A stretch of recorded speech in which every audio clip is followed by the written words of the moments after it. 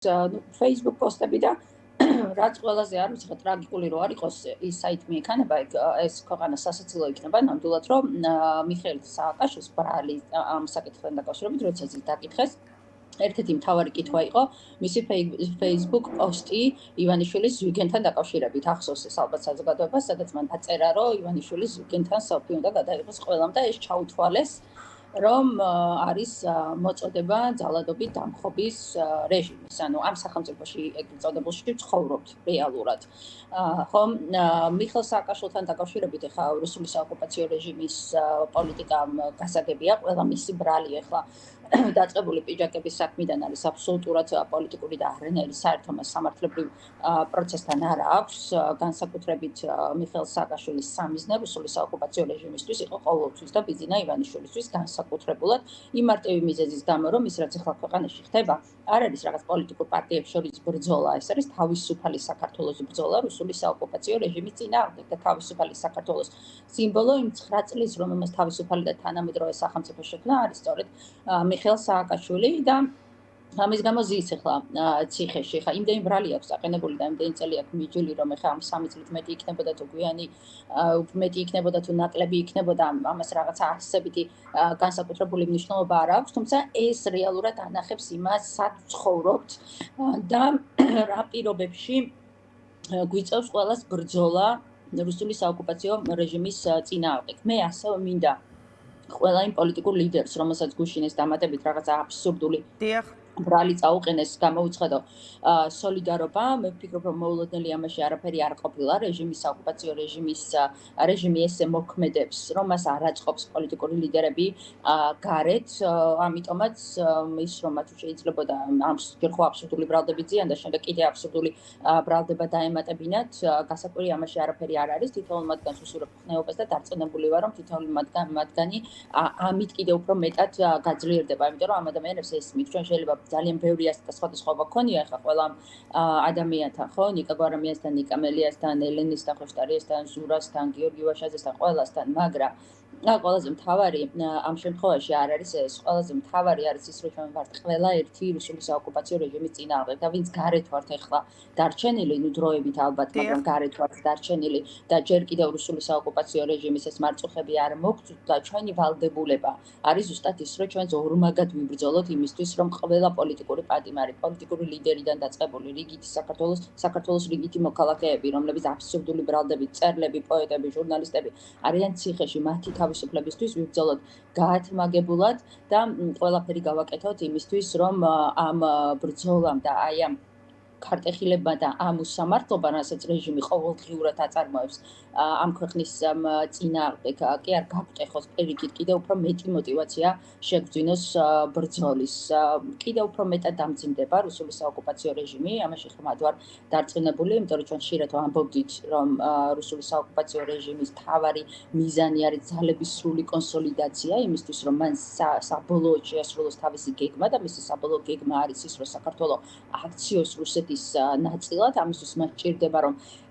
აქეთ ოპოზიციურ ველზე და მე აქ არ გულისხმობ მარტო ოპოზიციურ პარტიებს, გულისხმობ სამოქალაქო სექტორს, გულისხმობ თავისუფალ მედიას, სამოქალაქო აქტივისტებს, ყველა უნდა მოახრჩოს ბოლომდე, ყველა მთლიანად უნდა მოწმინდოს ეს ოპოზიციური ველი, რომ ამ ქვეყანაში არავინ არ დარჩეს განპროტესტებელი რუსული საოკუპაციო რეჟიმის. ამიტომაც მისი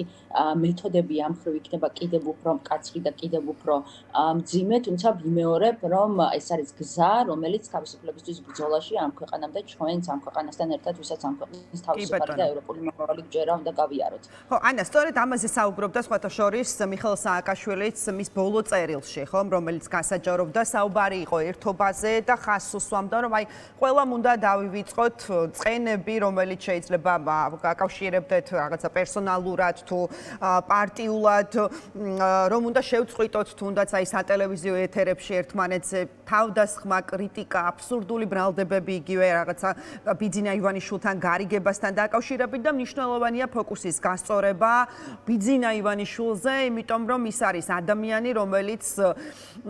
ყველას ებრძვის და ეხლა განსაკუთრებით აი გუშინ კიდევ ერთხელ რაღაცა ერთ ბრიფინგში გააერთიანა და დაგვანახა რამდენად სულ ერთია მისთვის მოკლედ ვის როგორი პოზიცია აქვს თუნდაც მასთან წინააღმდეგ ბრძოლაში რა სიტყვით ამაზე რამდენად არსებობს ახლა თუნდაც რესურსი როდესაც ყველა სიხით ემუქრება ბიზინა ივანიშვილი ერთიანობის აი იმ ერთიანობის რომელშიც არა მარტო პოლიტიკური პარტიები როგორც თქვენ ახსენეთ არამედ სამოქალაქო საზოგადოებაც უნდა იყოს ჩართული ყველა კი ნამდვილად იმიტომ რომ ზღვარი ამ პოლიტიკურ პარტიებს შორის არ არსებობს ორი მხარე არის ამ ქვეყანაში ერთი მხარე არის რუსული საოკუპაციო რეჟიმი და მეორე მხარეს ვართ ყველა საერთოდ ვისაც ამ ქვეყნის თავისუფალი და ევროპული მომავალი უნდა მე უნდა აღვნიშნო აუცილებლად რომ არანაირ პერსონალურ წყენაზე პოლიტიკაში და თავისუფლების ბრძოლაში პერსონალურ წყენის ადგილი არ არის აქ საუბარი პერსონალურ წყენაზე მათ შორის საუბარია იმაზე რომ ყველა ის შეცდომა რომელიც ამ პროცესში 13 წლის განმავლობაში თუ ბოლო წლებში ყველას ჰქონდა ოპოზიციურ ველზე სუბიექტურად თუ ობიექტურად არ არის ახლა ამისი დრო რომ ეს გახდეს მთავარი დამაპირისპირებელი და მთავარი გამყოფი მაშინ, როდესაც რეალურად წყდება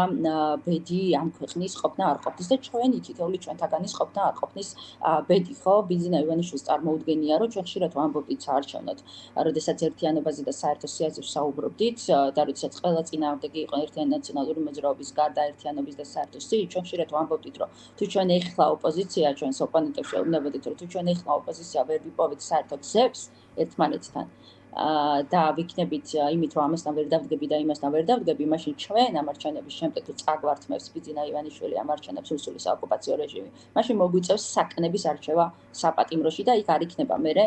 საკანში ჯდომა არ გაირჩევა იმის მიხედვით, ვინ ნაცთან დაждდება და ვინ ყოფილ ქოცთან ვერ დაждდება და ვინ შუაშისთან დაждდება თუ ვერ დაждდება. ამიტომაც რეალურად ეს მოცემულობა დადგა და ყველა ამ გამოცდილებამ, რაც ჩვენ გამოვიარეთ განსაკუთრებით ბოლო 1 წელი და მანამდე 13 წლის განმავლობაში უნდა გვასწავლოს ეს, რომ უნდა ვკონცენტრირდეთ იმაზე, რაც გვაერთიანებს და არა რაც ყოფს და რაც გვაერთიანებს არის ის, რომ ამ გამოცდილებამ ანახა, რომ არ არსებობს ბრძოლა ოპოზიციაში პირველობისთვის. პირველი იქნება, მეორე იქნება, მეოთხე იქნება თუ მეხუთე იქნება ბიზინა ივანიშვილის ყველა, ვინც ამ ქვეყნის პროდასალური კურსისთვის იბრძვის, არის ერთნაირად მტერი და ერთნაირად გაუსწორდება მას და ეს ანახა ამ პროცესმა. აი ყველა ეხლა ვინც ამ პროცესში ერთობის მომხრე იყო თუ ერთობის მოწინააღმდეგე იყო, ანუ ყველა ზის ციხეში, აბსოლუტურად. ამიტომაც მთავარი ჩვენ ამ ყველაფერში უნდა გვეყოს ძალები, უნდა გვეყოს რესურსი ამისი, მე ვხედავ ნამდვილად ამის მოცემულობას, რომ ჩანსახ ნაწილთან საზოგადოების ვიმეორებ, როცა ჩვენ საუბრობთ ერთობაზე, ჩვენ არ საუბრობთ მხოლოდ პოლიტიკური პარტიების ერთობაზე და რომელი პოლიტიკური პარტიები აქ პოლიტიკურ პარტიებზე აღარ არის უკვე საერთოდ საუბარი, სხვა მასშტაბის ბრძოლა არის ეს, თავისუფალი საქართველოს ბრძოლა არის რუსული საოკუპაციო რეჟიმის წინააღმდეგ. ყველა ის ადამიანი, ვისთვისაც არის მნიშვნელოვანი ეს ბრძოლა, ჩვენ ყველამ ერთად უნდა შევბრძოლოთ, რომ საერთოდ ძალებით დავდგეთ ერთად და ვიბრძოლოთ რუსული საოკუპაციო რეჟიმის წინააღმდეგ. ერთობა მე ხშირად მithქვამს და გავიმეორებ, ერთობა არ არის გარანტია რუსული საოკუპაციო რეჟიმზე გამარჯვებით, მაგრამ ერთობა არის ძალიან დიდი შანსი და კონსოლიდაცია არის ძალიან დიდი შანსი რეჟიმის წინააღმდეგ ბრძოლაში. ძალიან მარტივია, ხო? დახავი და იბატონეს, ხო? ესე რაღაცა შემთხვევითი ფრაზა არ არის, ხო? თუ ვინ დიქტატორს ყოველთვის ეშინია კონსოლიდირებული ერთობის და 13 წლის განმავლობაში თუ რამეს იყენებდა და თუ რამე მას ბევრ რაღაცასთან ერთად შველოდა, მათ შორის ეს დაქვიცმაცება ოპოზიციურ ველზე. დღეს არც პოლიტიკურ პარტიებს შორის ბრძოლა და არც რაღაცა ხშირად რომ შვებიან ხოლმე აქცენტს აკეთებენ ნაცქოცური ბრძოლა კი არ არის, ვისაც არ ესმის რომ ეს არის რუსული საოკუპაციო რეჟიმის წინააღმდეგ ბრძოლა, რომელიც ყველას ერთნაირად მოგვადგება და ყველას ერთნაირად გაგვისწორდება, როგორი განსხვავებებიც არ უნდა გქონდეს ჩვენ ერთმანეთთან. ამიტომაც ჩვენი პოზიცია არის ძალიან ცალსახა და ძალიან კარგად ჩანდა მიხეილ სააკაშვილის სტატუსში, წინა სტატუსებში და ეხლაც ჩვენ ყველა შეცდომა ვიცით 13 წლის განმავლობაში რაც ოპოზიციურ სპექტრს დაუშვია, თუმცა ჩვენ თვლით რომ არ არის ახლა ამისი დრო, რომ ისევ აქცენტი იყოს იმაზე, ვინ რა შეცდომა დაუშვა და ასე შემდეგ. თუ გადარჩენა გვინდა და თუ ამ ქვეყნის გადარჩენა გვინდა პირველ რიგში და ამ ქვეყნის გადარჩენაში მოიაზრება თითოეული ჩვენთაგანის ფიზიკური გადარჩენა, მათ შორის, ხო? ანუ მაშინ ძალიან მნიშვნელოვანი არის, რომ ყველამ საკუთარი ამბიციები, საკუთარი ეგოები, საკუთარი პირადი შეხედულებები, საკუთარი პირადი დამოკიდებულებები ამ პროცესში გადადოს უკან და ყველასთვის მთავარი პრიორიტეტი იყოს საერთო ძალების კონსოლიდაცია რუსული საოკუპაციო რეჟიმის წინააღმდეგ.